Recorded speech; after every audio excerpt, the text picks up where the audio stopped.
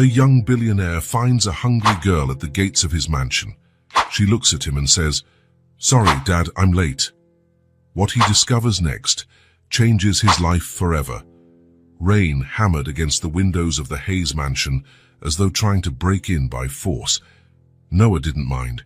The sound of the storm even helped him focus on the numbers filling his computer screen. Spreadsheets, graphs, and financial projections, his entire world distilled into digits and percentages. It was nearly 10 o'clock on a Friday night, and the office on the mansion's first floor remained the only lit room.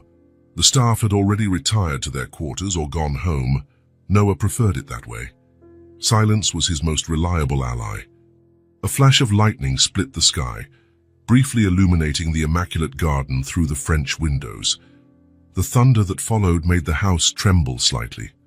"One more hour and I'll finish this," he murmured to himself, adjusting his reading glasses. Noah Hayes was the kind of man many would call successful. At 38 sex, he ran one of the biggest technology companies in the country. Money, power, respect. He had everything the world valued.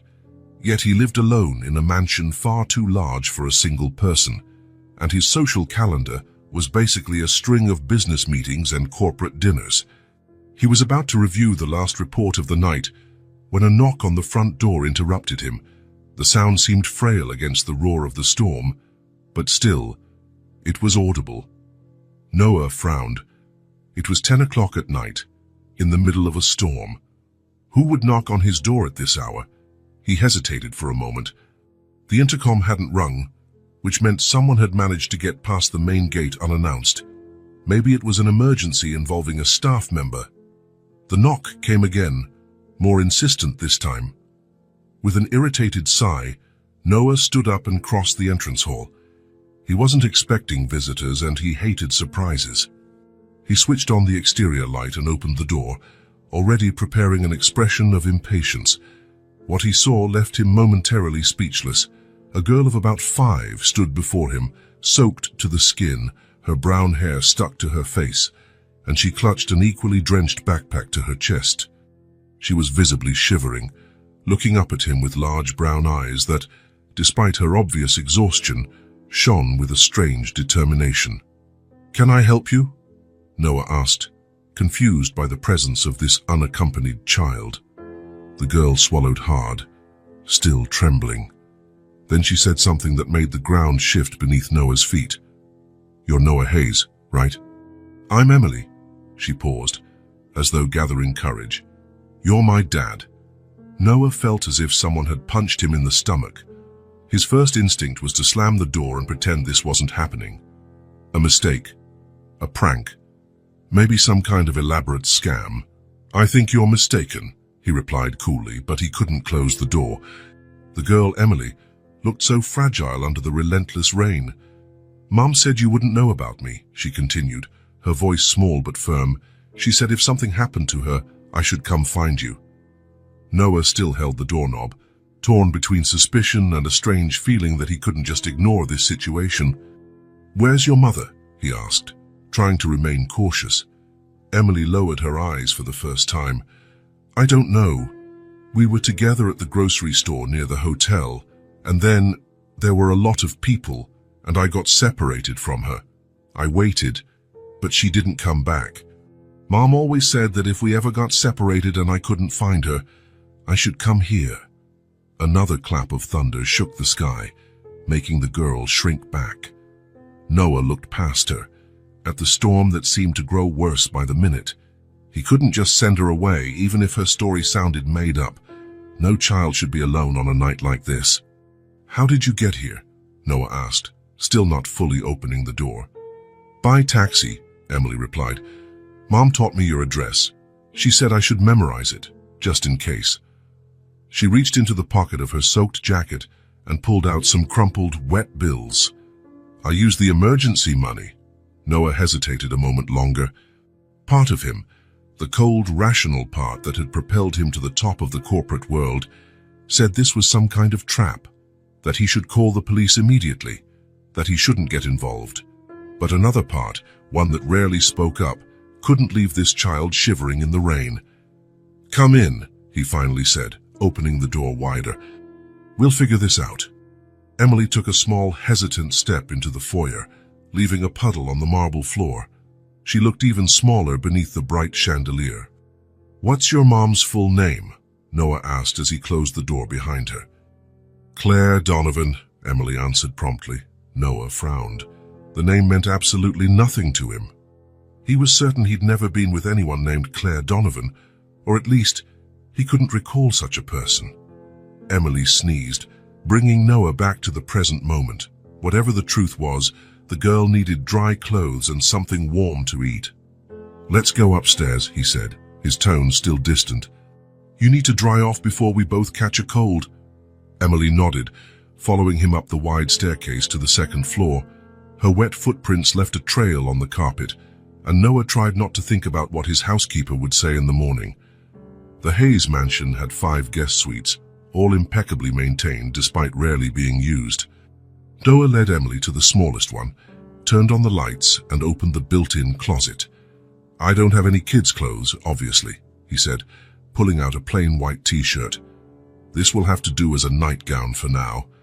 The bathroom is over there. Take a hot bath and dry off well. Emily took the t-shirt gingerly as though it was something precious. Thank you, she mumbled. So quietly Noah almost didn't hear her. I'll get you something to eat, he said, heading toward the door. I'll be downstairs when you're finished. On his way back down, Noah took his phone out of his pocket and considered calling the police right away. A lost child was something the authorities should handle, not him. But something nagged at him.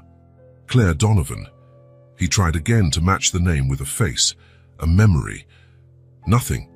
Still, Emily's claim that he was her father demanded a firmer response than simply sending her away. If it were true, and he seriously doubted it, it would create unimaginable complications for his carefully controlled life. If it were false, he still had to figure out what was really going on. In the kitchen, he gathered some ingredients to make a sandwich and heat up instant soup. It wasn't much, but it would warm the girl up. While the water boiled, Noah found himself staring at the window, seeing only the reflection of his own tense face. 15 minutes later, Emily appeared at the kitchen door. The white t-shirt came down to her knees, and her still damp hair was darker than Noah had first noticed. She seemed less frightened now, but still vulnerable in a way that made him uneasy. Take a seat. He indicated one of the high stools by the counter. Emily obeyed, climbing up with some difficulty. Her bare feet swung, unable to reach the footrest. Noah placed the sandwich and soup in front of her. How did you know where to find me? He asked while she started eating with obvious hunger. Between bites, Emily replied, Mom always knew where you lived. She said it was important that I know in case I ever needed you. And why would you need me? Noah pressed, watching her closely. Emily shrugged, focusing on the food. Because you're my dad. That's what Mom said. Noah took a deep breath, trying to stay calm. Emily, I don't know your mother. I think there's some misunderstanding here. The girl looked up from her plate. She said you'd say that. And what else did she say? Noah asked, crossing his arms. Emily took a spoonful of soup before answering. That you wouldn't remember her. That it was a long time ago. But if she couldn't take care of me, you would, because deep down you're a good man. Noah felt strangely uneasy at that statement. A good man. It had been a while since anyone used those words to describe him. I'll call the police in the morning, he said, keeping his voice neutral. They'll know how to find your mother. Emily didn't protest. She just nodded slightly as she continued eating. She looked exhausted. Where do you and your mum live? Noah tried again. We move a lot, Emily replied vaguely. We were staying in a hotel near here this week. And before that, Seattle. And before that, Denver. Noah realized he wouldn't get anywhere with this interrogation. The girl was clearly too tired for a coherent conversation. I'm done, she said, pushing away her empty plate. Thank you for the food. Noah took the dishes to the sink. Come on, I'll take you back to the guest room. We'll figure all this out tomorrow. On the way back, Noah noticed how Emily looked around with curiosity at the paintings on the walls, the sculptures in the niches, the the sheer size of the rooms. It seemed she was memorizing every detail. "Here we are," he said, opening the door to the guest room. "Everything you need is in the bathroom. If you need anything during the night, my room is the last one at the end of the hallway on the right." Emily climbed onto the bed, which was far too big for her, and settled among the pillows. "Will Mom find me?" she asked, showing the first real sign of vulnerability Noah had seen since her arrival. "We'll find her," he responded, not promising too much. "Just rest now." He was about to leave when Emily's small voice stopped him. "She said you were a good man." Noah paused, not turning around. "But she said you forgot who you really were," Emily added, almost in a whisper. An inexplicable chill ran down Noah's spine. He turned to answer, but Emily was already settled among the pillows, eyes closed. He turned off the light, leaving only the bedside lamp on, and quietly closed the door. In the hallway, he leaned against the wall for a moment, suddenly breathless. Forgot who he really was. Those words lingered as he returned to his office. The rain still pounded mercilessly outside, but now there was something more unsettling than the storm. His absolute certainty that he'd never met anyone named Claire Donovan was beginning to fade, replaced by a restlessness he couldn't name. He sat down at his computer again, but financial reports no longer mattered. He opened a new browser window and typed in the name that wouldn't leave his mind, Claire Donovan. The search was just beginning, along with the strangest night of his life. Upstairs, asleep in the guest room, the little girl who claimed to be his daughter had brought far more than a soaked backpack.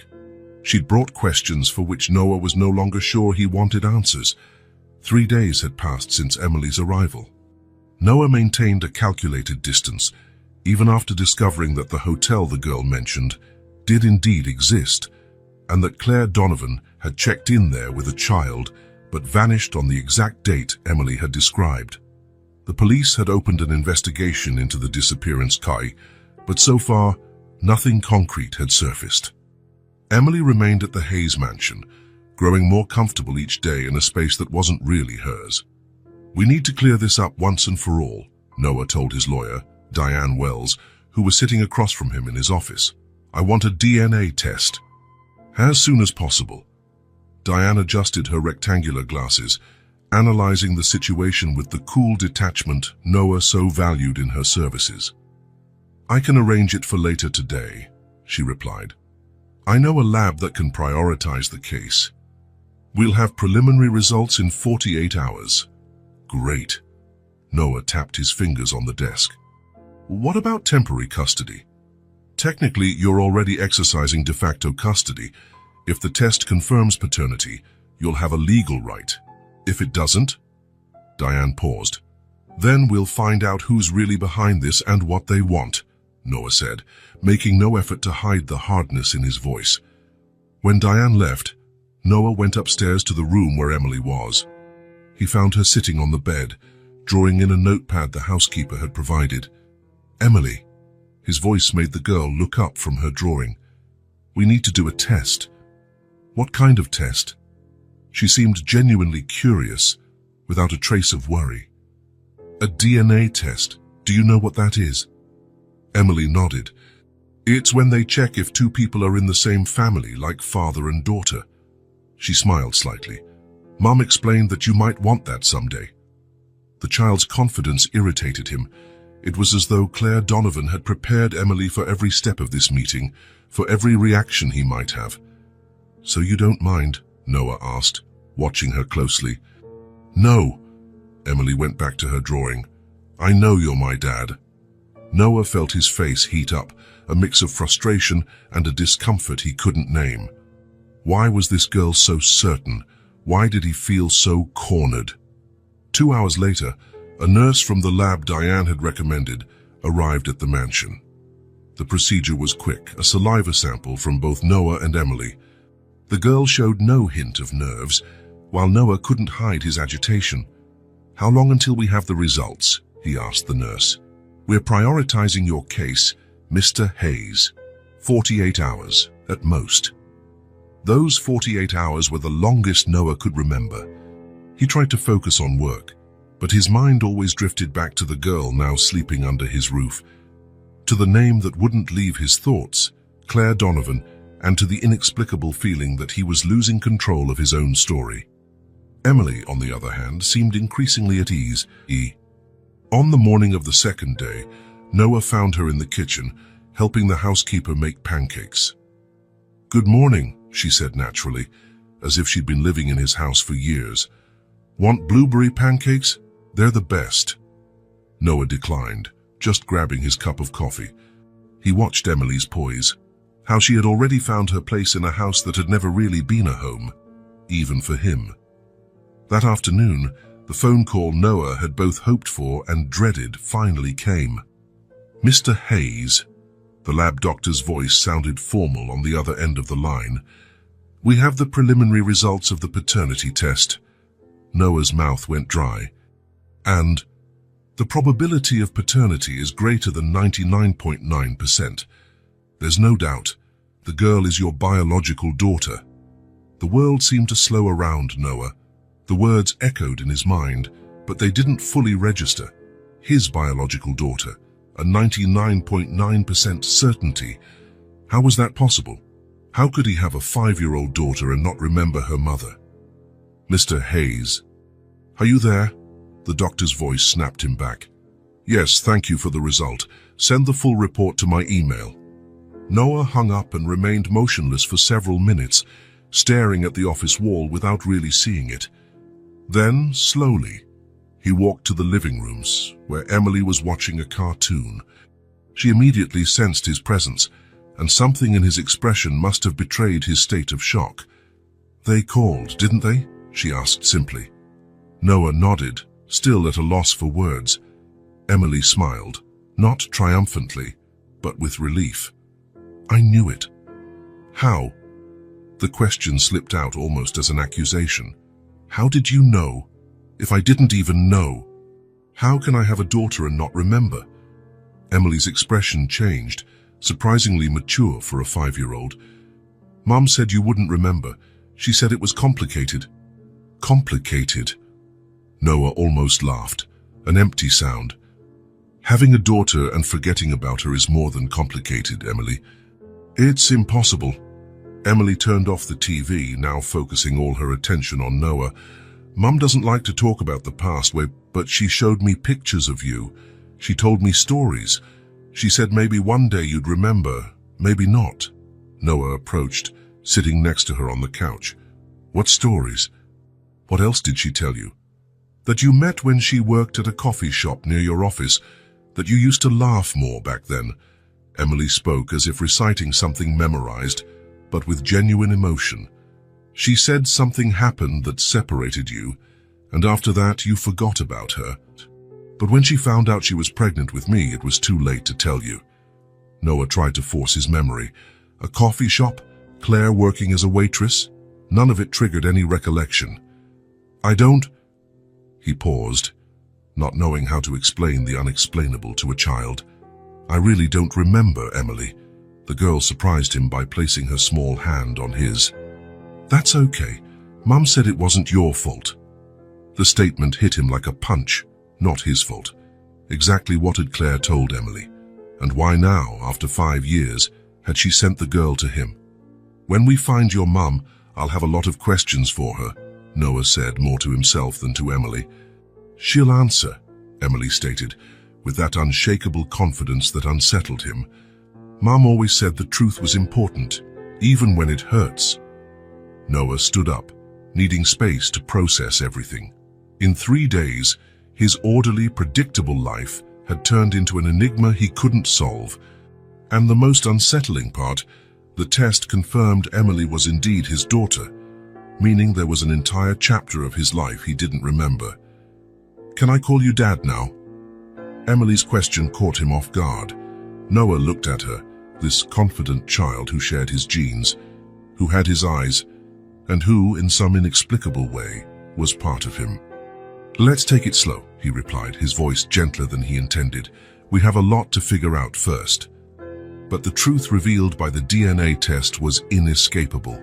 Scientifically, biologically, Noah Hayes was a father.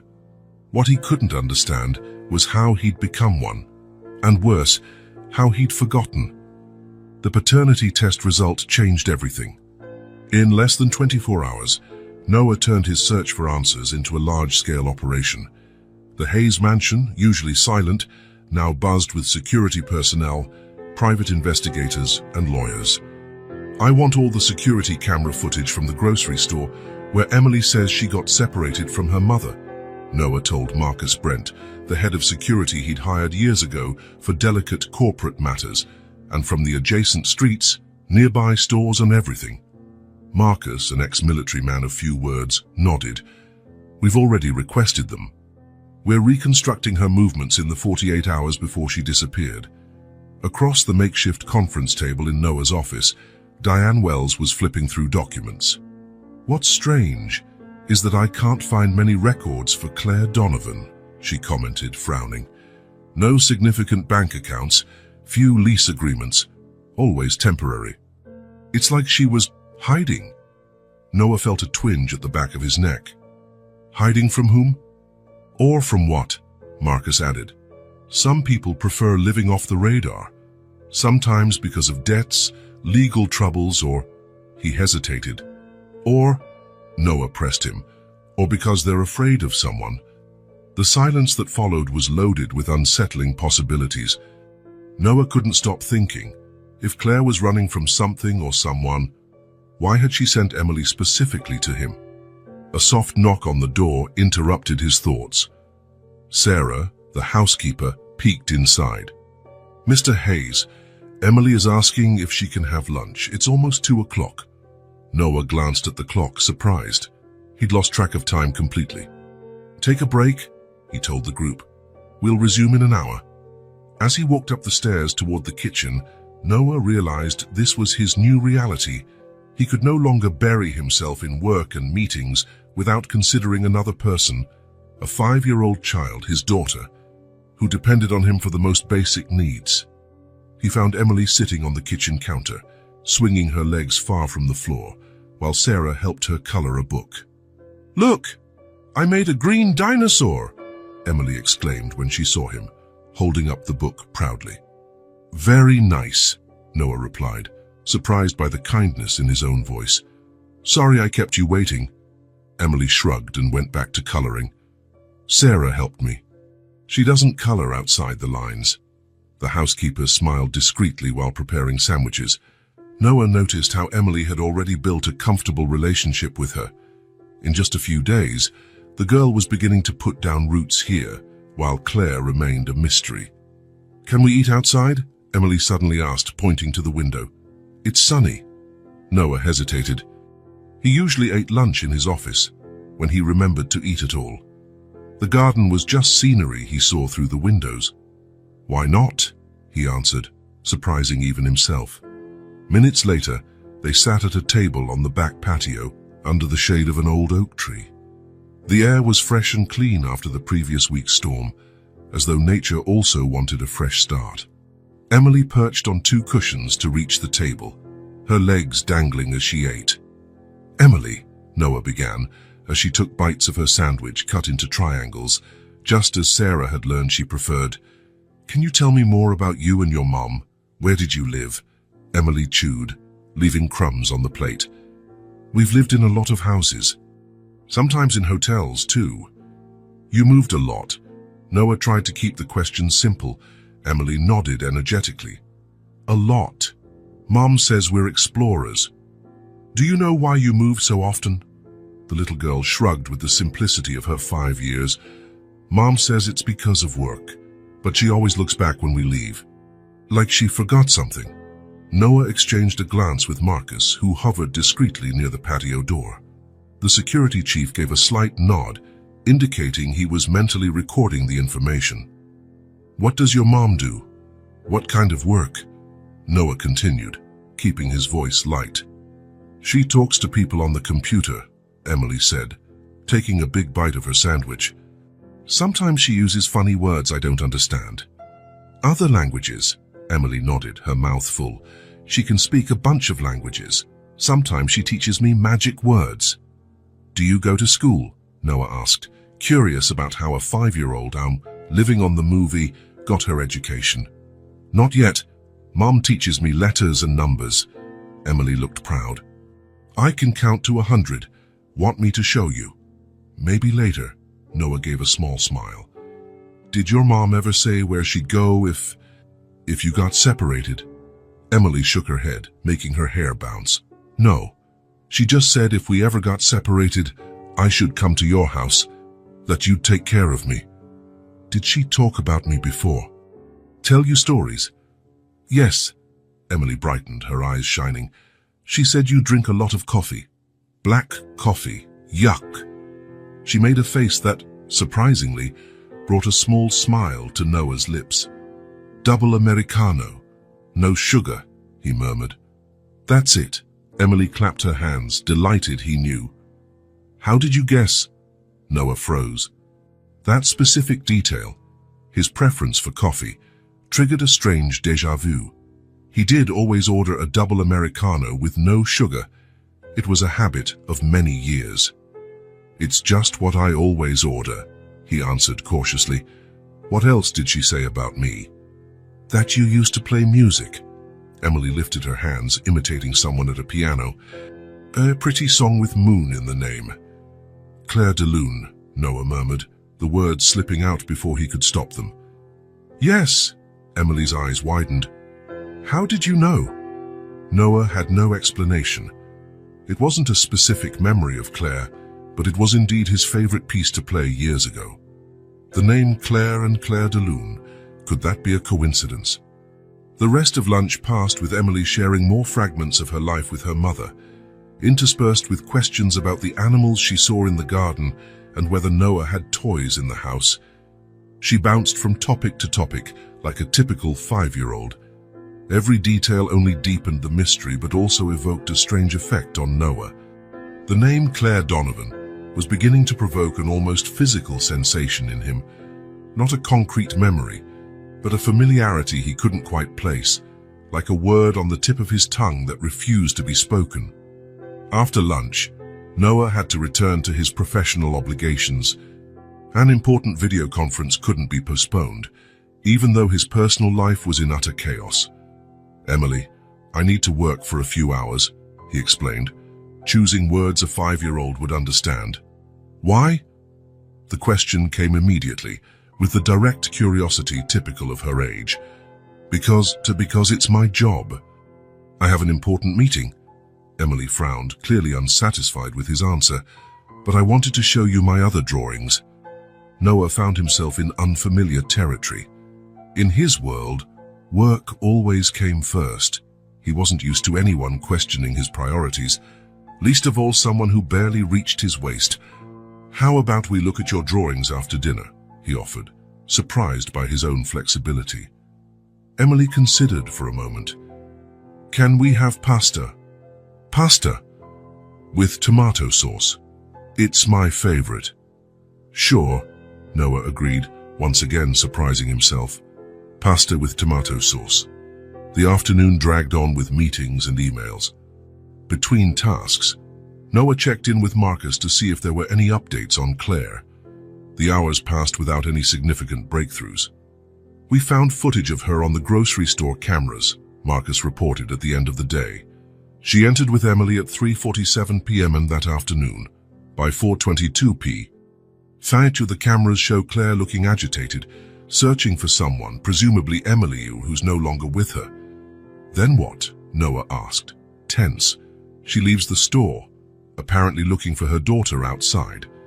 Then, Marcus hesitated. What? She looks at something off camera. Her expression changes completely. Pure fear. And she just runs the other way. A chill ran through Noah. She saw someone. Seems like it. We're trying to access other cameras to identify what or who she saw. Their conversation was interrupted by a phone call. It was Diane. You need to see this, she said bluntly. Minutes later, she entered the office carrying a folder. We finally have something concrete about Claire Donovan, or rather, about Claire Dawson, Bradford, Taylor, Reynolds, and half a dozen other last names she's used over the past 6 years. Diane spread documents across the desk, copies of IDs, driver's licenses, each with a photo of the same woman but different names. She changes her identity approximately every 8 or 10 months. We managed to trace some of these changes. Noah examined the photos, trying to find something familiar in the woman's face. Claire was attractive in a discreet way. Brown hair, delicate features, intelligent eyes. But as hard as he tried, he couldn't associate her with any specific memory. "Why would she do this?" he murmured. "That's the million-dollar question," Diane replied. "People who live like this are usually running from something serious, massive debts, criminal charges, or someone dangerous," Noah finished. "Exactly. And here's the strangest part. Before she started this life of constant moves and fake identities, Claire Donovan, her real name, from what we can verify, was a university linguistics professor. She published articles, had a promising career. Then, about 6 years ago, she just vanished from academia." 6 years, Noah repeated. "Emily is 5. A heavy silence filled the room as everyone processed the timing. Whatever had made Claire disappear happened shortly before Emily was conceived. Noah felt a headache coming on. He needed air. He needed time to think. "Keep looking," he ordered. "I want everything on Claire Donovan, especially what happened 6 years ago." Leaving the office, Noah found himself wandering the mansion's halls without a specific destination. Somehow, his steps led him to the old music room, a space he rarely visited anymore. The grand piano stood there, covered in a thin layer of dust. On a whim, Noah removed the cover and sat down on the bench. His hands hovered over the keys, hesitant. He was so absorbed that he didn't notice Emily standing at the door until she spoke. "That's a giant piano." Noah almost stood up, embarrassed at being caught in a vulnerable moment, but something kept him seated. "Yes, it's a grand piano," he explained. Emily came into the room, her eyes wide with wonder. She looked tiny next to the massive instrument. "Are you going to play?" she asked, stepping closer as though the piano might get scared and run away. "I'm not sure. It's been a long time." "Mum said you play beautiful music." Emily ran a tiny finger across the keys, producing a random series of notes. "Will you play?" There it was again. Claire knowing things about him she shouldn't have known unless they had truly shared a past. "Would you like me to try?" Noah surprised himself with the offer. Emily nodded eagerly, nearly bouncing with excitement. Noah helped her climb onto the bench beside him, where she could barely see above the keyboard. He played the first notes of Claire de Lune with hesitation. His fingers were stiff, out of practice, but gradually muscle memory kicked in. The notes flowed, shaky at first, then more confidently as he continued. Emily watched, utterly fascinated, her mouth slightly open. "Wow, it sounds like fairy music." Noah kept playing, letting the music fill him. With each note, he felt something stir inside. Not exactly a memory, but an old, buried emotion trying to surface. When he finished, the silence that followed felt almost sacred. "Again," Emily requested, clapping her hands. Noah smiled slightly. "Maybe later. How about that pasta I promised?" "With tomato sauce," Emily reminded him, sliding off the bench with his help. "And cheese on top." That night, for the first time in years, Noah didn't eat alone in his office. Instead, he sat in the kitchen with Emily, who insisted on helping Sarah cook dinner, which basically meant standing on a stool and stirring the sauce while heavily supervised. The girl chattered non-stop, telling stories about an imaginary friend named Mr. Buttons and asking every 2 minutes if the pasta was ready.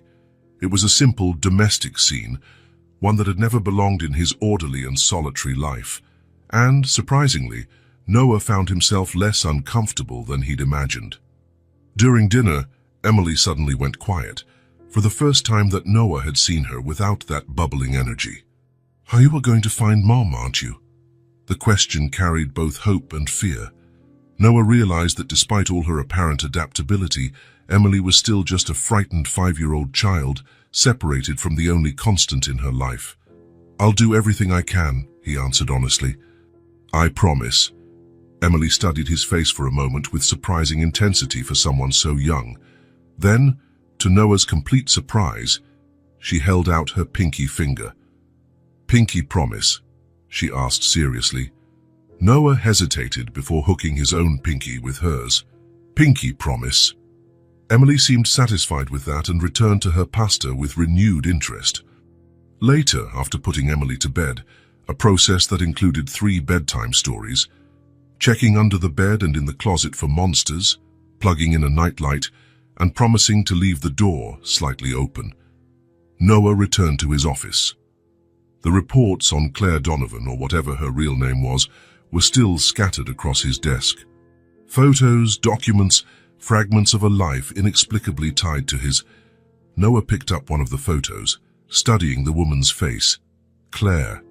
The name echoed in his mind, sparking that same strange sensation, familiarity without a specific recollection, like a dream evaporating upon waking. "Where are you?" he murmured at the photograph. "And what happened between us?"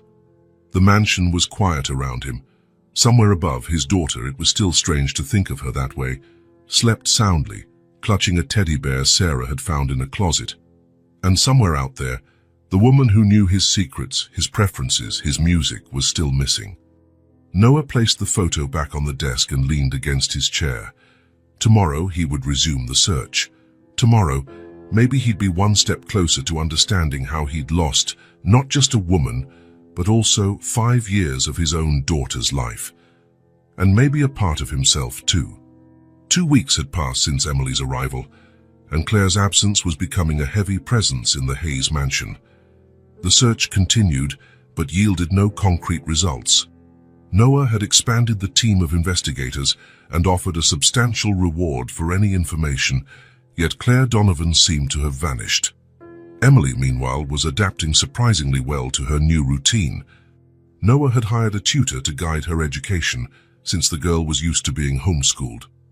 Gradually, a new normal was emerging, but the unanswered questions still tormented Noah. If Claire had sent Emily to him, why hadn't she shown up? And more importantly, how could he be the father of a 5-year-old and not remember the child's mother? Sitting in his office, Noah stared at his computer screen, which displayed a file he'd been avoiding for days. Diane had managed to secure access to his own medical records, something he'd never bothered to look at before. "Mr. Hayes." Noah looked up. Sarah stood at the door, hesitant. "Emily's already asleep," the housekeeper said. "She asked me to let you know she wants pancakes for breakfast tomorrow." Noah nodded. "Thanks, Sarah. You can head to bed now." Left alone again, he took a deep breath and returned his attention to the file on the screen. The medical report dated back 6 years. He scanned the pages until he found the main diagnosis: severe traumatic brain injury resulting from a car accident. The accident. Noah vaguely remembered it. His car had veered off the road one rainy night, colliding with a tree. He recalled being hospitalized for a few weeks, but had always considered the incident just a bump in his busy life, something he overcame without major consequences. He kept reading, each paragraph revealing details missing from his memory. Patient presents partial retrograde amnesia, primarily affecting memories from the 14 months prior to the accident. Cognitive function otherwise preserved. Noah felt a cold chill run down his spine. Amnesia.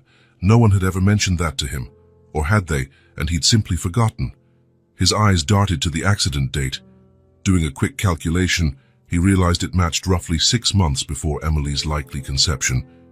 The 14 months of lost memories could easily include his entire relationship with Claire. With trembling fingers, he read on, looking for more information. Patient was discharged after 3 weeks of hospitalization with a recommendation for neuropsychological follow-up to treat amnesia. Prognosis for memory recovery. Uncertain. Another passage caught his eye. During hospitalization, the patient was visited daily by family members. No other visitors were allowed, at the request of the Hayes family. Noah closed his eyes, struggling to process this new revelation. Not only had he suffered an accident that erased more than a year of his memories, but his family had also apparently controlled who could and could not visit him during recovery. Claire might have tried to see him.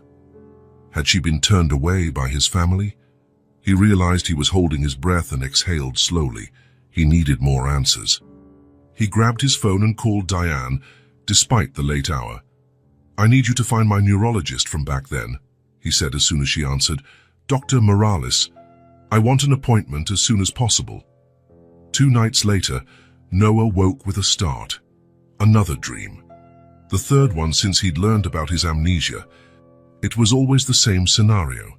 Him in a hospital bed, unable to move, while a female figure held his hand. He could feel the warmth of her fingers intertwined with his, hear muffled sobs, but when he tried to focus on her face, it stayed blurry, like looking through frosted glass. He got up, knowing he wouldn't get back to sleep. The clock read 3:17 a.m. He put on a robe and headed downstairs to get a glass of water. Passing the hallway, he noticed a faint light coming from Emily's room. He approached carefully and pushed the door open a crack. The girl was sitting up in bed, hugging a teddy bear under the soft glow of the bedside lamp. Her eyes were red and wet. "Emily?" Noah stepped inside. "What's wrong?" "I had a bad dream," she answered, her voice small. "Mom was calling me, but I couldn't find her." Noah sat on the edge of the bed, awkwardly. He still didn't know exactly how to comfort a child. "It was just a dream," he said, trying to sound reassuring. "You're safe now." Emily nodded, but she kept hugging the teddy. "When are we going to find Mom?" That question, so direct and full of longing, hit Noah like a stone. What could he say? That despite all his resources, he hadn't found any trace of Claire, that he was beginning to fear the worst. "We're doing everything we can," he replied, avoiding a promise he couldn't guarantee. Emily studied him with those big eyes that seemed to see beyond his words. "Mom says when you're scared, you have to be braver than the fear." Noah gave a slight smile. "Your mom sounds very wise." "She is," Emily said, brightening a bit. "And strong, too. Once our car broke down on the highway and she fixed it all by herself." "She fixed a car?" Noah asked, surprised. "Yeah, she opened the front part and messed around with a bunch of things. It took a while, Bill, but then it worked." Emily looked proud. "Mom can do a lot of things." Noah fell silent, absorbing this new information. Every detail Emily shared about Claire painted a more complete picture of the mysterious woman who had entered and disappeared from his life without leaving any imprint on his memory. "Do you want me to stay until you fall asleep again?" he offered. Emily nodded, settling back among the pillows. Noah stayed by her side, awkward yet present. Within a few minutes, the girl's breathing became deep and steady. Even after Emily drifted off, Noah remained there for a while, watching her. How could he have missed the first 5 years of his daughter's life? How could he have completely forgotten her mother? And what if he never got those memories back? What if he never remembered Claire? The next morning, Noah sat in a discreet waiting room in a medical building downtown. He'd managed to get an appointment with his old neurologist, Dr. Morales, a middle-aged man with an academic air. "Mr. Hayes," the doctor greeted him, leading him into the consultation room. "I was surprised you reached out. It's been 6 years since we last met." Noah took the seat indicated. "Doctor, I recently found out I have a 5-year-old daughter." Dr. Morales raised his eyebrows, but his face stayed professional. "I see. And this relates to your accident." "Apparently so. Her mother, Claire Donovan, I don't remember her at all. But everything suggests we had a relationship during the period I can't recall because of the amnesia." The doctor nodded, checking a folder on his desk. "Your retrograde amnesia affected about 14 months prior to the accident. It's entirely possible you had a significant relationship in that period. Why didn't anyone tell me?" Noah couldn't keep the frustration out of his voice. "Why wasn't I informed I'd lost over a year of my life?" Dr. Morales adjusted his glasses, choosing his words carefully. Mr. Hayes, I informed your family about your condition. It was your father who decided how to handle the situation. He insisted that added stress would jeopardize your recovery. My father, Noah repeated with bitterness. Of course it was him. Gerald Hayes, the controlling patriarch, never approved of any of Noah's relationships. You did come to see me a few times after your discharge, the doctor continued. But after a few appointments, you decided to stop treatment. You said you felt fine and preferred to move on. Noah frowned.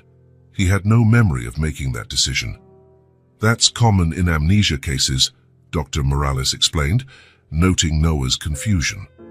Some patients prefer not to explore lost memories, especially if they can resume their lives without major hindrances. You had your company, your routine. Now I have a daughter, Noah finished, and I don't remember her mother. The doctor nodded. Has anything changed recently?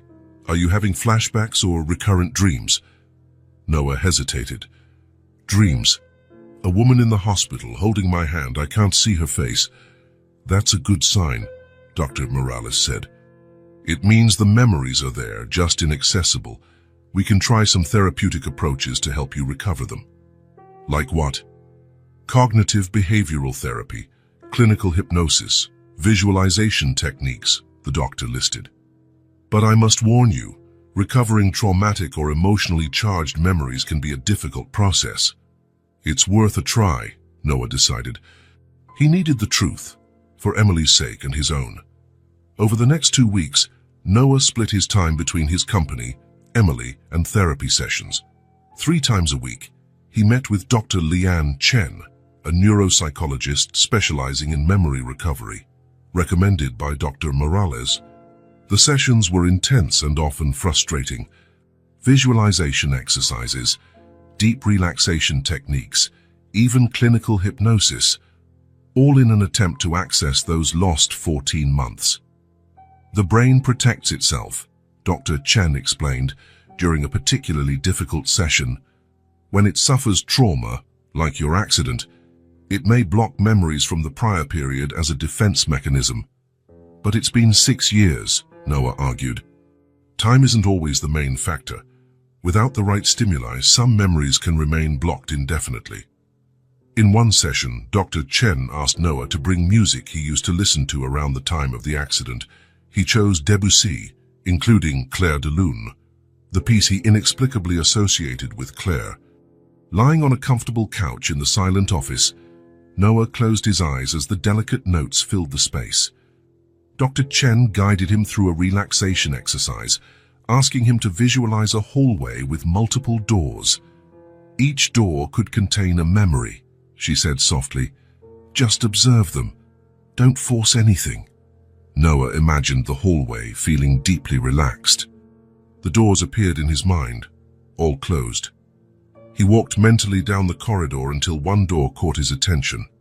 It was light blue, with a small crack in the middle. He approached. As soon as he touched the handle, the background music seemed to grow louder. He turned the handle, and the door opened. A coffee shop. The smell of freshly ground beans. He was sitting at a table near the window, working on his laptop. A female voice asking if he wanted more coffee. He looked up and saw... The image vanished before he could see her face. Noah opened his eyes, frustrated. You were in a coffee shop, he told Dr. Chen. Someone offered me coffee, but I couldn't see who it was. That's progress, she encouraged him. The images will come more clearly over time. Don't force them. That night, the dream returned, more vivid than ever. Noah in the hospital, the woman holding his hand. This time, he could hear disjointed words. Please, let me see him. I love him. He needs to know. Then a male voice, familiar and commanding. My son needs to recover without distractions. I'm asking you not to return. Noah woke in a panic, his head throbbing. The male voice was unmistakable. His father, Gerald Hayes, had driven someone away, someone who'd wanted to see him in the hospital. Claire. His heart pounded as he tried to hold on to the fragments of the dream before they dissipated. He got up feeling dizzy and walked to the window.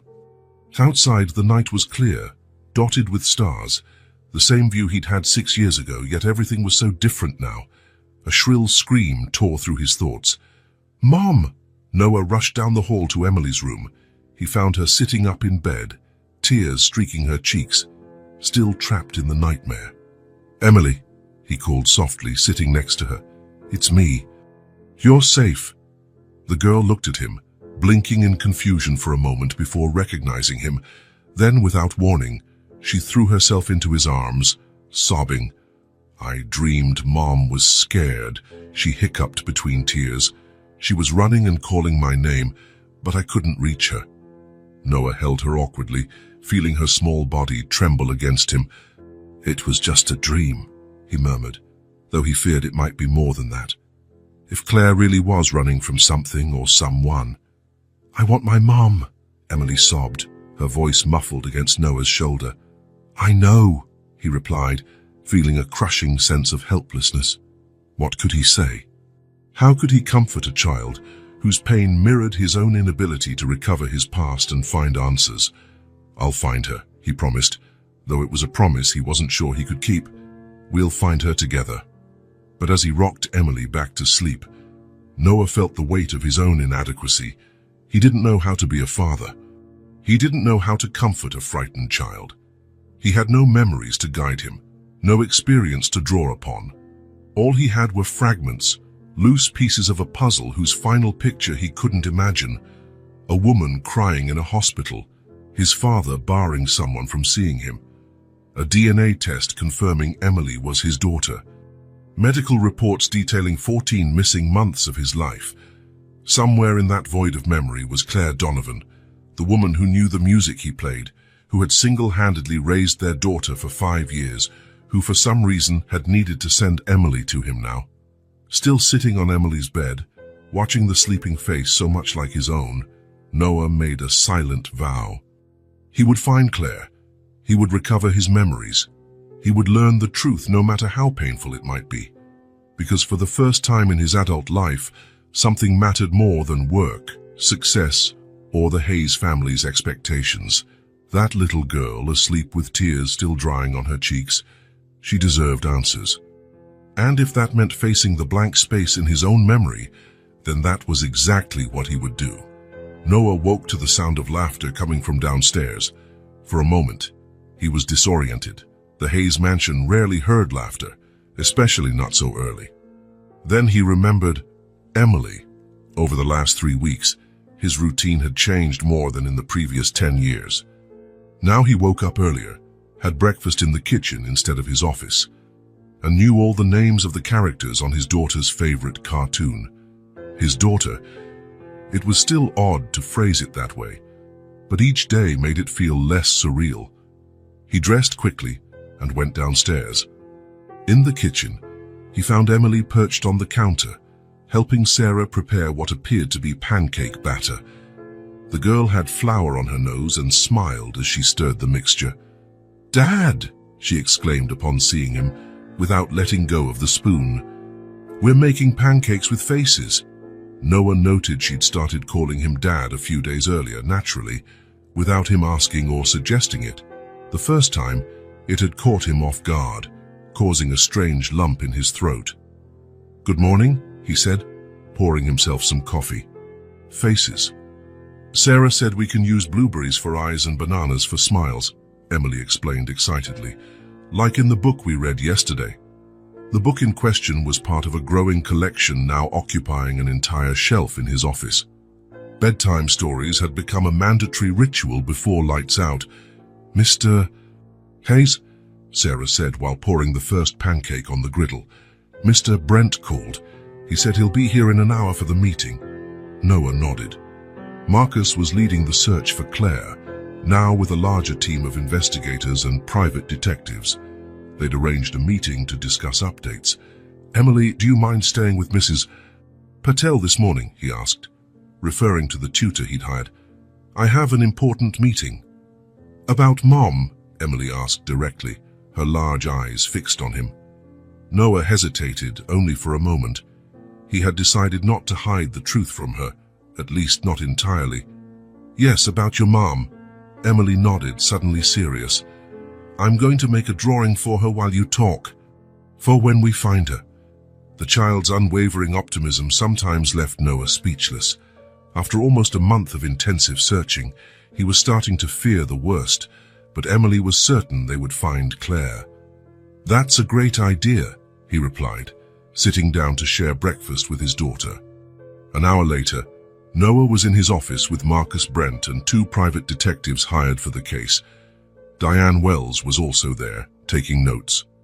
We managed to trace Claire Donovan's movements over the last 18 months, Marcus began, spreading photos and documents across the desk. We identified at least 6 different identities in that time.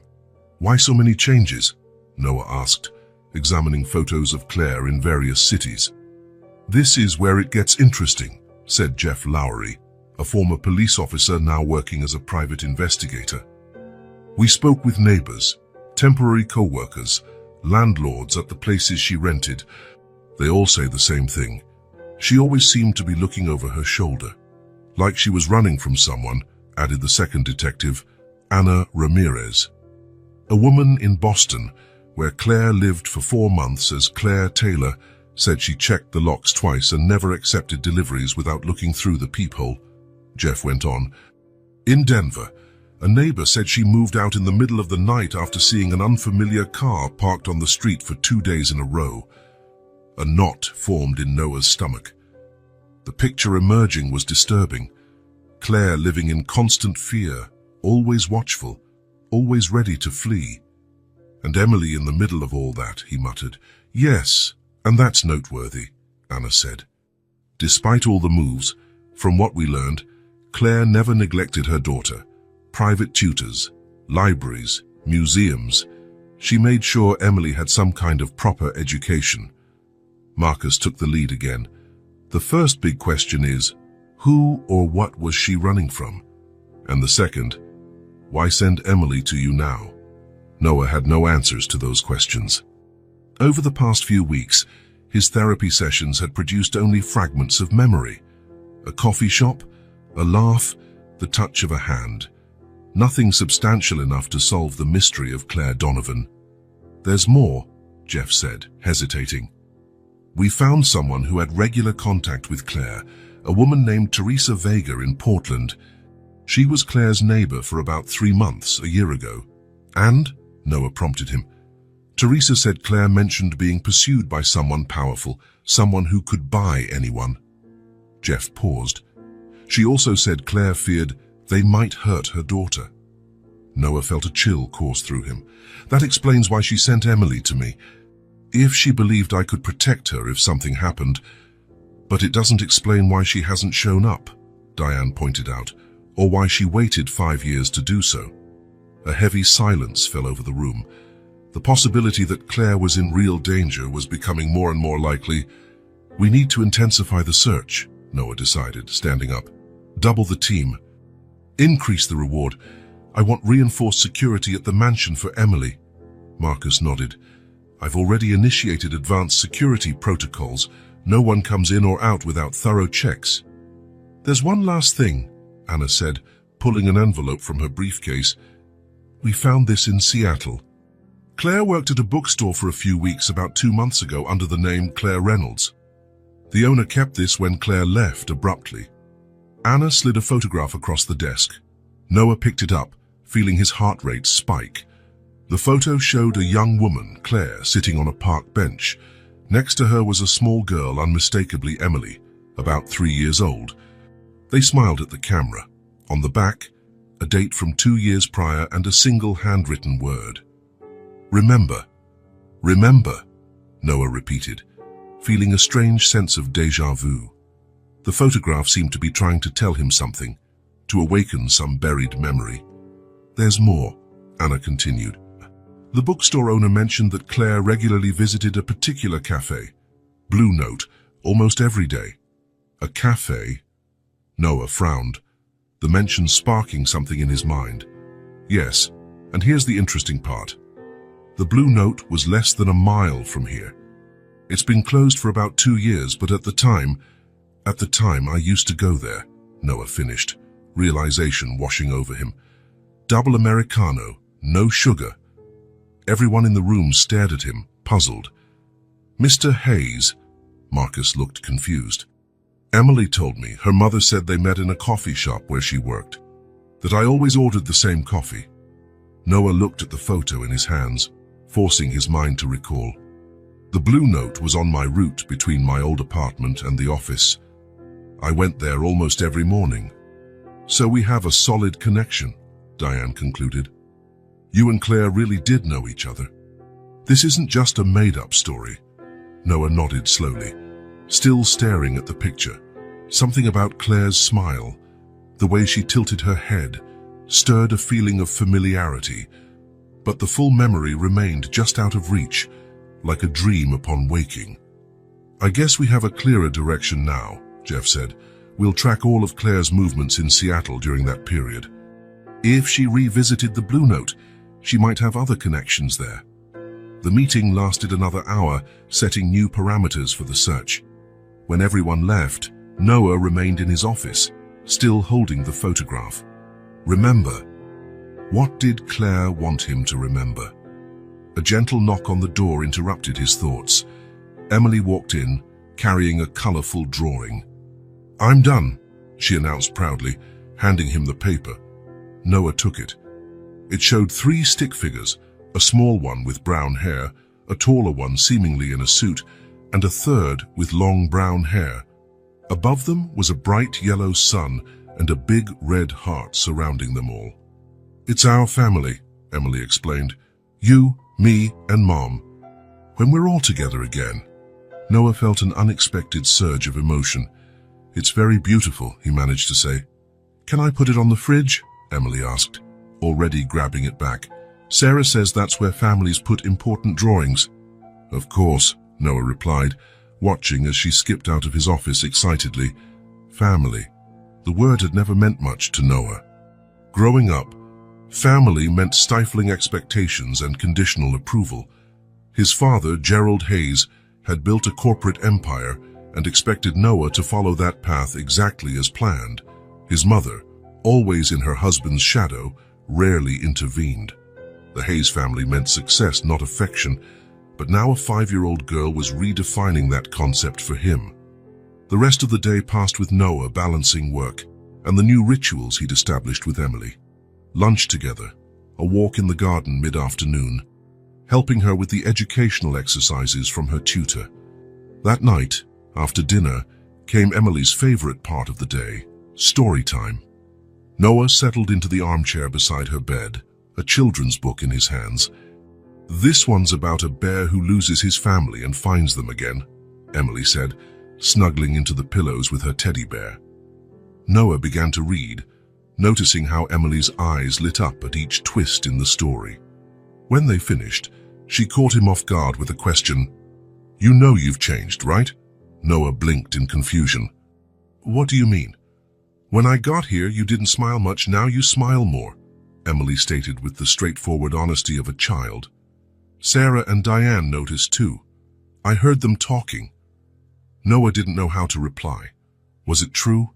Had he changed? And you got mad at that man on the phone today, Emily continued. I've never heard you raise your voice before. The call she was referring to had been with one of his company's executives, who questioned his frequent absences over the last few weeks. Noah had indeed lost his temper, unusual for his typical cool control. Sometimes people need to speak loudly to be heard, he said awkwardly. Emily nodded with a wisdom beyond her years. Mom says sometimes we have to roar like lions even when we feel as small as mice. Yet another of Claire's countless pearls of wisdom. Each mention of her formed an ever more complex and intriguing image of the woman in Noah's mind. Time for bed, he said, tucking the blankets around her. Will you find Mom tomorrow? Emily asked, as she did every night. We're doing everything we can, he replied as always, but this time he added, and we have new leads. Good ones. Emily's drowsy smile was enough reward for that small offering of hope. After Emily fell asleep, Noah went down to his office. The mansion was quiet, with only a few security guards discreetly patrolling the grounds. Security had been significantly tightened since they discovered Claire might be on the run from a real threat. He was reviewing the day's reports when his phone rang. The caller ID showed Marcus Brent's number. "Hayes," he answered. "Sir, we've got something." Marcus sounded tense but excited. Anna followed a lead in Portland. Her woman matching Claire's description was spotted in a small coastal town about 2 hours from here. Noah felt his heart race. When? Yesterday. She's using the name Claire Wilson now. Rented a room in a guest house. Paid cash. Seems to be alone. Are you sure it's her? The description matches, and Anna is on her way to confirm. If it's really Claire, we can be there in less than 3 hours. Noah checked the time. 10:17 p.m. Arrange everything. I want to leave at dawn. What about Emily? Noah hesitated. Taking the girl might be risky, especially if Claire was truly in danger. But if it turned out to be a false alarm, Emily would be devastated if she hadn't come along. She's coming with us, he decided finally. If it's really Claire, Emily should be there. After hanging up, Noah remained motionless for a few minutes, trying to process what might happen the next day. After weeks of searching, they might finally find Claire. Then what? What would he say to the woman he had known and loved, yet couldn't remember? How would he explain that he had lost every memory of their relationship? And most importantly, what would Claire explain to him? Why had she stayed hidden for 5 years? Why had she chosen this moment to send Emily to him? Noah climbed the stairs slowly and stopped outside Emily's bedroom. He opened the door quietly and saw her sleeping peacefully, clutching her teddy bear tightly. Tomorrow, perhaps, this little divided family could start reuniting, or they might face revelations that would change everything again. Gently closing the door, Noah made his way to his own room. On his bedside table, he set the photo Anna had found, Claire and Emily smiling in the park. "Remember," it said on the back. Tomorrow, maybe, he would finally remember. The trip to the coastal town had been a false hope. The woman identified as Claire Wilson turned out to be just a tourist who bore a vague resemblance to Emily's mother. Another lead going nowhere. Noah and Emily returned to the Hayes mansion in silence. The disappointment weighed on them both, though Noah tried to mask it for Emily's sake. She, on the other hand, remained surprisingly resilient, insisting that next time we'll definitely find Mom. 3 days after their return, a peaceful Sunday morning was interrupted by the sound of cars arriving at the mansion's entrance. From his office window, Noah saw 3 luxury vehicles pulling up. A black Bentley he recognized instantly, followed by 2 high-end SUVs. "Damn," he muttered under his breath. The last person he wanted to see right now had just arrived, unannounced. Gerald Hayes, his father, stepped out of the Bentley with the same rigid posture as always. At 68, he still carried the intimidating air that had shaped Noah's entire childhood and youth.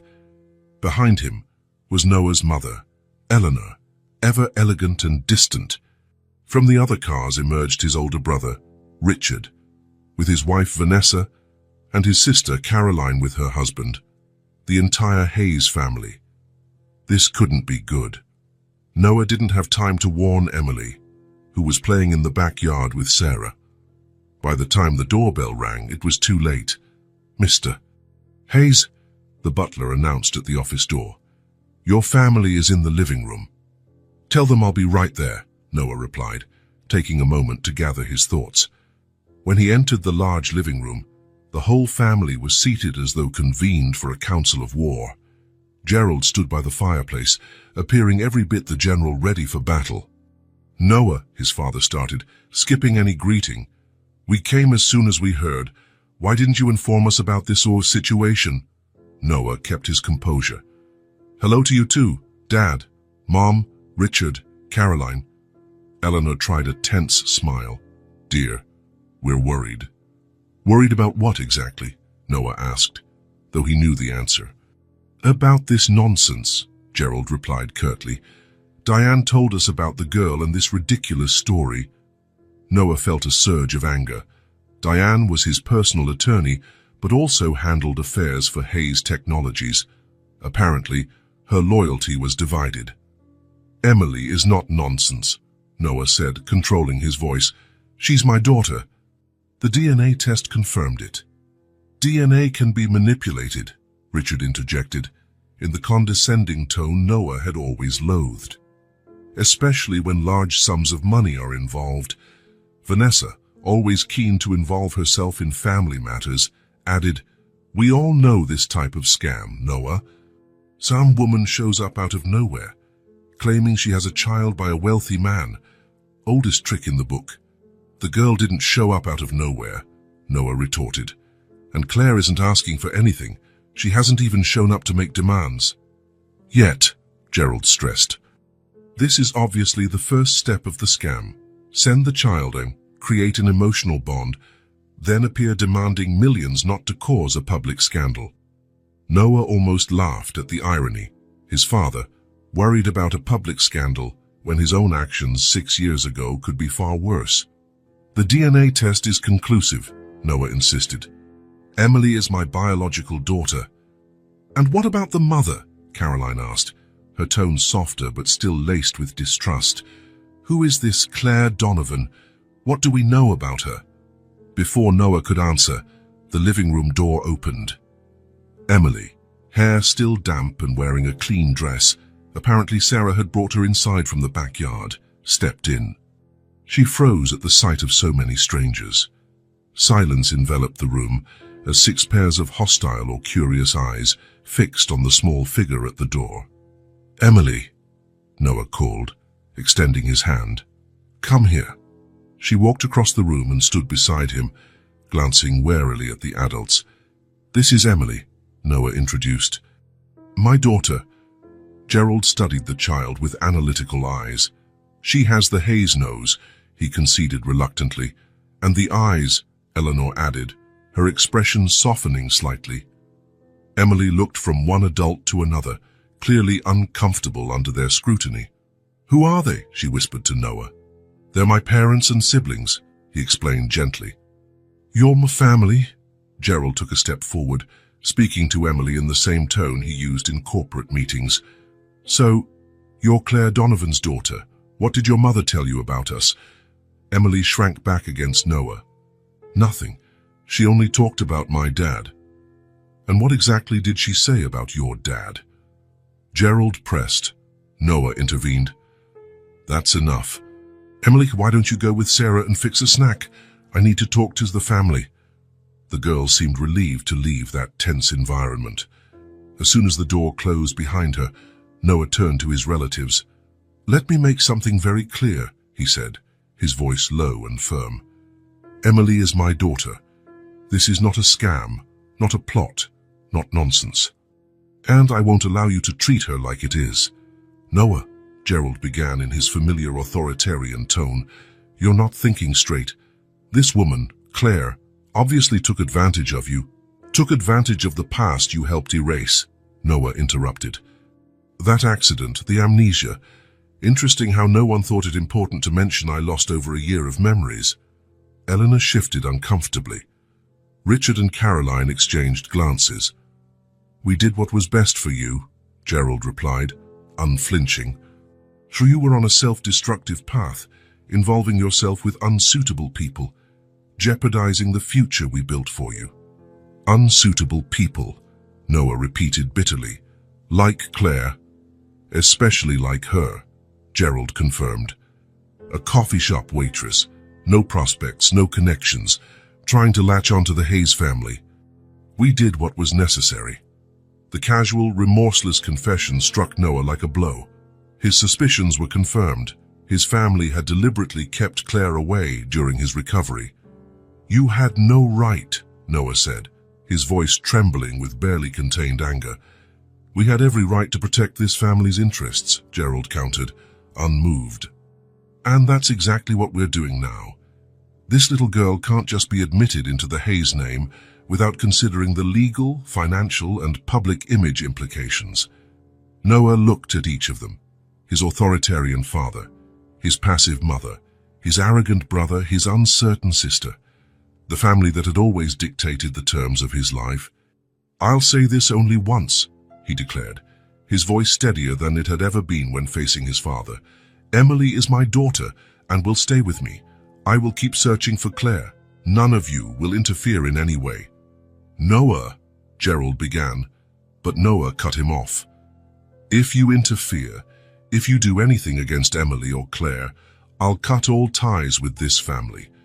My shares in the company, my position as CEO, my name, take it all, but Emily stays with me." The ultimatum hung in the air like a storm cloud. Gerald Hayes rarely faced resistance, especially from his youngest son, who'd always been the most compliant of the three. "You're not thinking clearly," Gerald tried again. "That girl only arrived a few weeks ago. We've been your family for 38 years. And in all those years, when have you ever acted in my real interest, not the Hayes name's interests?" Noah challenged.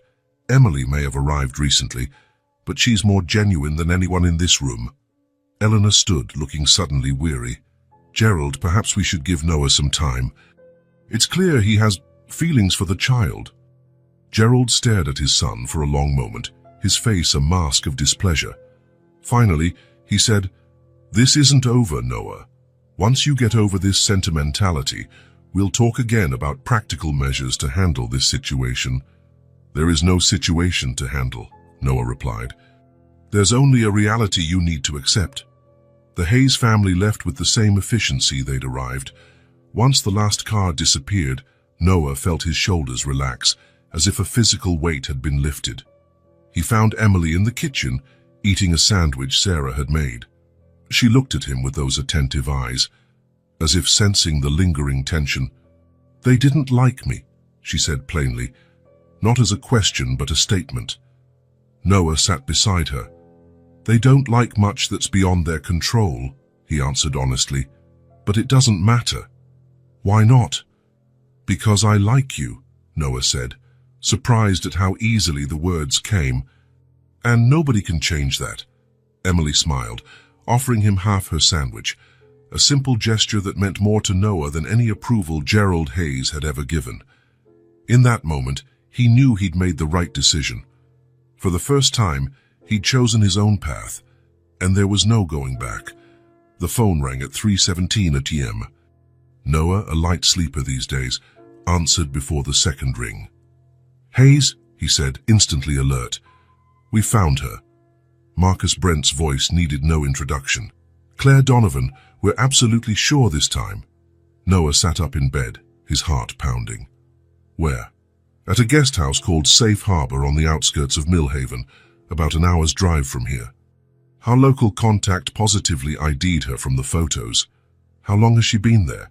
"At least 3 days. Seems she's alone, keeping a low profile. Rented the room for a week, paid in cash." Noah was already getting dressed, throwing on the first clothes he found. "I'm heading there right now." "Sir, I advise caution." "It might be better to wait till dawn. She could vanish again at any moment." Noah cut him off. "I'm not taking that risk. Get the car ready. Wake Emily. We leave in 20 minutes. As he dressed in a rush, Noah felt a mix of anxiety and anticipation. After almost 2 months of searching, they might finally find Claire. What would he say to her? How would it feel to see, in person, the face he only knew from photos and fragmented dreams? Sarah was already in Emily's room when Noah arrived. The girl, still drowsy, rubbed her eyes as the housekeeper helped her put on a coat over her pajamas. "Dad," Emily mumbled, confused. "Why is it dark?" Noah knelt down to her eye level. "Emily, we found your mom." The effect was instantaneous. Emily's eyes flew open, all traces of sleep gone. "Mom, where?" "In a town not too far from here. We're going to see her right now." Emily leaped from the bed, suddenly brimming with energy. "Let's go." "Let's go now." In less than half an hour, they were in the car. Noah, Emily, and 2 security guards in an unmarked SUV. Marcus followed in another vehicle, a few minutes ahead, to ensure the situation was safe. The drive was quiet in places. Noah, focused on the road and his tumultuous thoughts, occasionally glanced in the rearview mirror to see Emily staring into the darkness, clutching her teddy bear.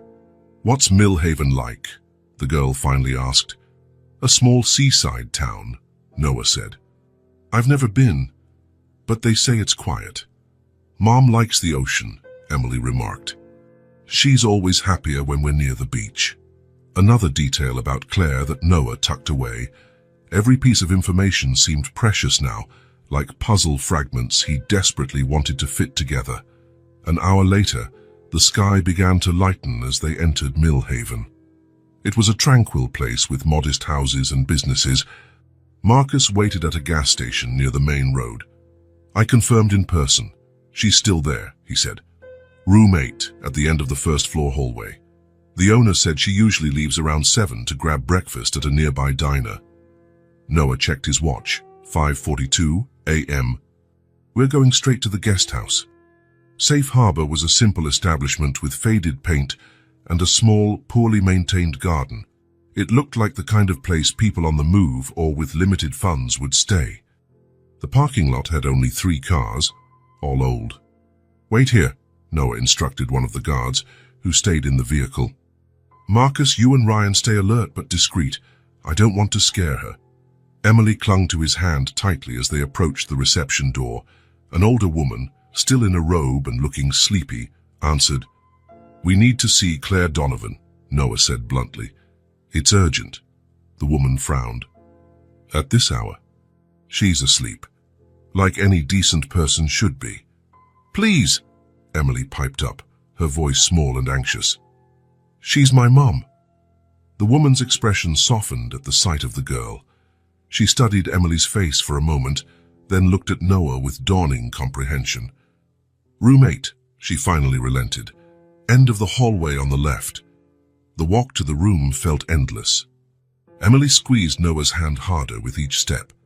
When they stopped at the door marked with an 8, Noah felt a strange buzzing in his ears, like the air pressure had changed. "Should we knock?" Emily whispered. Noah nodded, unable to speak. He raised his hand and tapped lightly 3 times. Silence. He knocked again, a bit louder. The sound of footsteps on the other side made Emily hold her breath. Then a voice Noah didn't consciously recognize, but which sent an immediate ripple of goosebumps across his skin. "Who is it?" Cautious, tense, Emily answered before Noah could. "Mom, it's me." A moment of absolute silence followed. Then the sound of a security chain being undone and a key turning. The door opened just a crack. An eye appeared in the narrow gap, followed by an audible gasp. The door shut briefly before being reopened fully a second later. Claire Donovan stood before them. Her brown hair was shorter than in the photos, and dark circles marred her pale face. She wore a simple t-shirt and jeans and looking thinner than before. But her eyes, the same eyes Noah had seen in the pictures, were wide. Brimming with tears, she struggled to hold back. "Emily," she whispered, as though afraid the girl might be a mirage. "Mom!" Emily dropped Noah's hand and threw herself into Claire's arms. Claire clutched her daughter tightly, closing her eyes as tears finally flowed.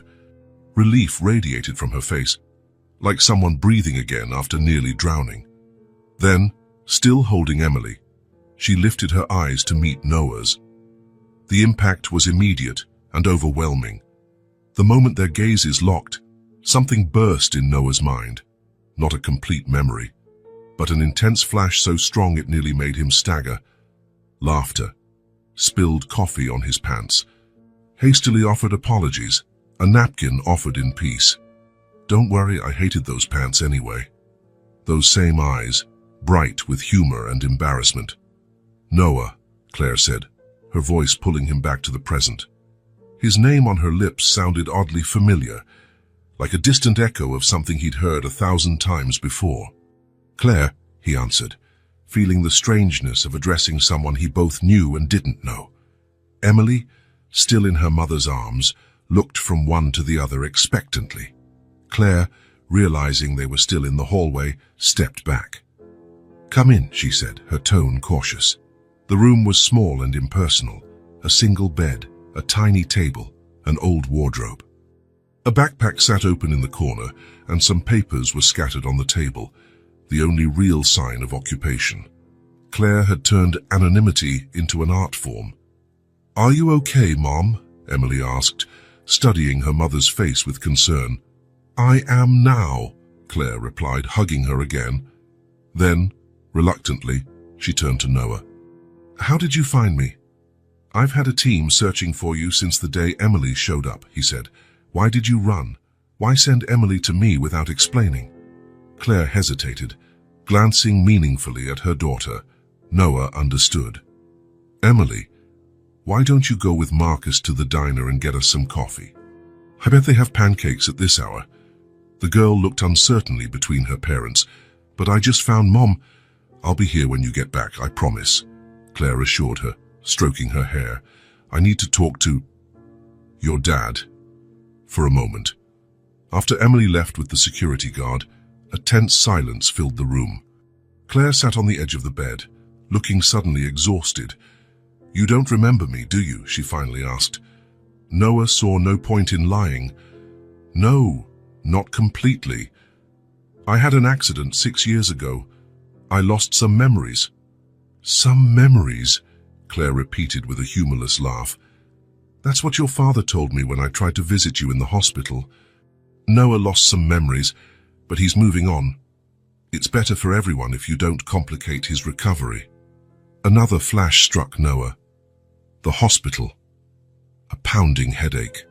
His father on the phone in the corridor. No, only family members.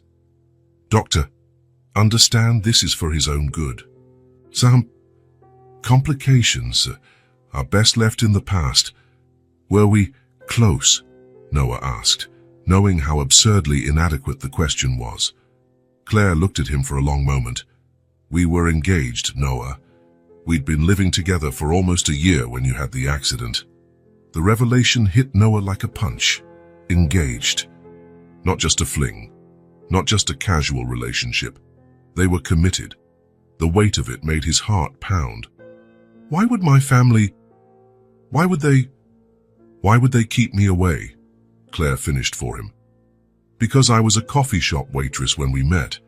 Because I had no fancy background or connections. Because, according to your father, I was ruining your future by distracting you from the path they'd planned." More flashes came to Noah, a heated argument with his father. "She's a gold digger. You don't know her." Doors slamming, driving angrily in the rain. The car skidding. "The night of the accident," he murmured. "It was after a fight with my father's about you." Claire nodded slowly. "You left the Hayes mansion in a rage. You were coming back to our apartment when you lost control of the car in the storm. The pieces began to fall into place. And after, Claire let out a bitter laugh. "After, when I went to the hospital, I was told only family could see you. When I insisted, security was called. I tried every day for 2 weeks. In the 3rd week, your father finally agreed to see me." Claire paused, the pain evident in her face at the memory. "He said you'd lost part of your memory, including all of our relationship. That the doctors advised avoiding emotional confusion during your recovery. That it was better for you to start fresh without complications." "And you believed him?" Noah asked, unable to hide his disbelief. "No, I didn't believe him," Claire shot back. "I tried 1,000 ways to reach you. Letters, phone calls. I even showed up at your company once.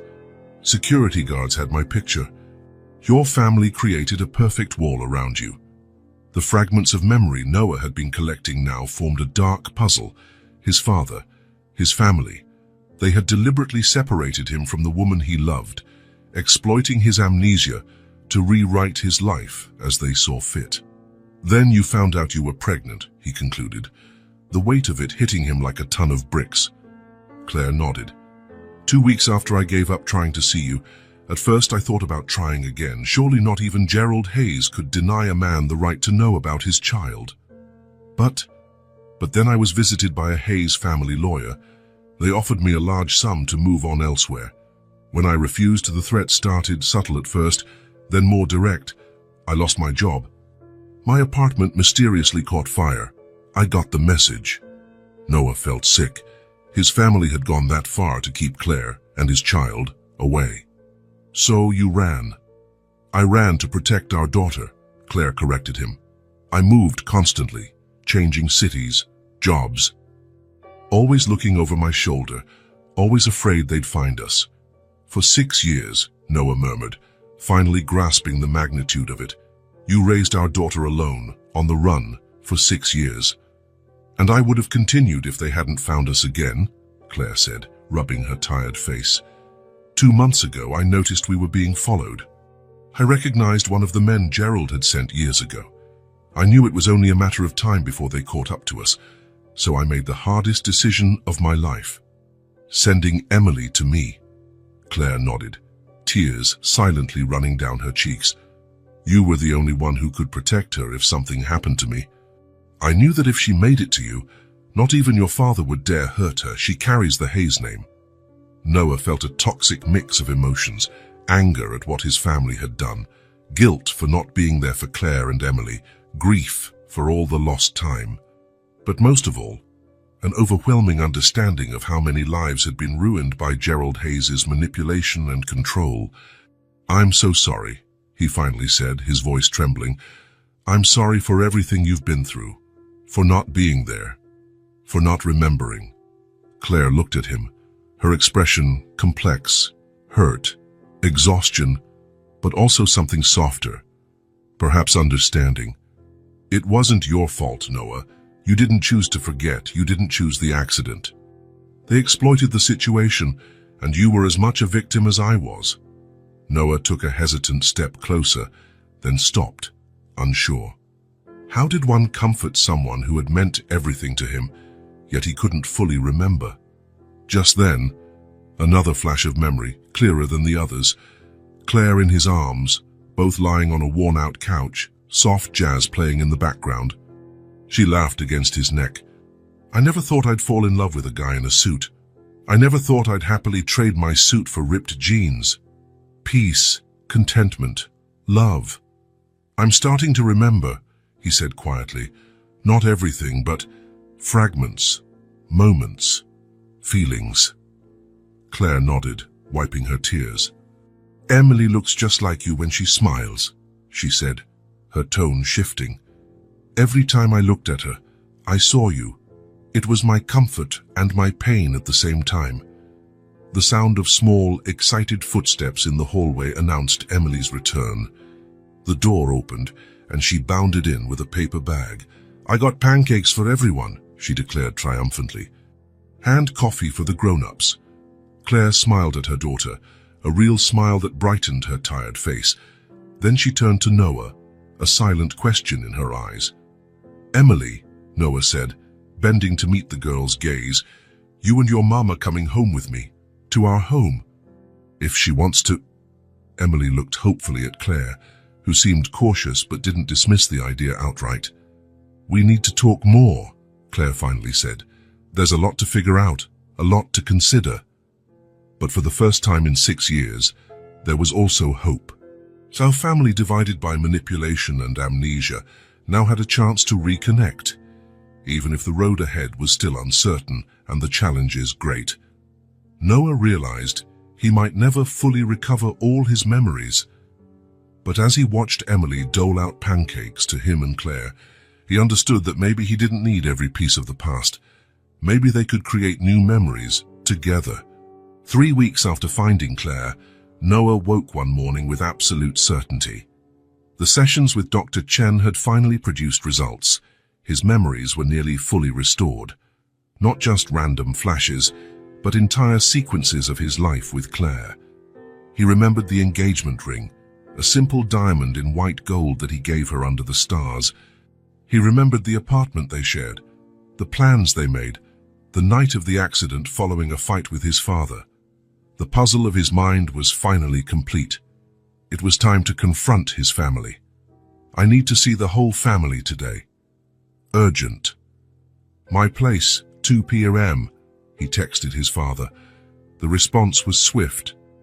Impossible today. Board meeting. I cancelled the board meeting 10 minutes ago.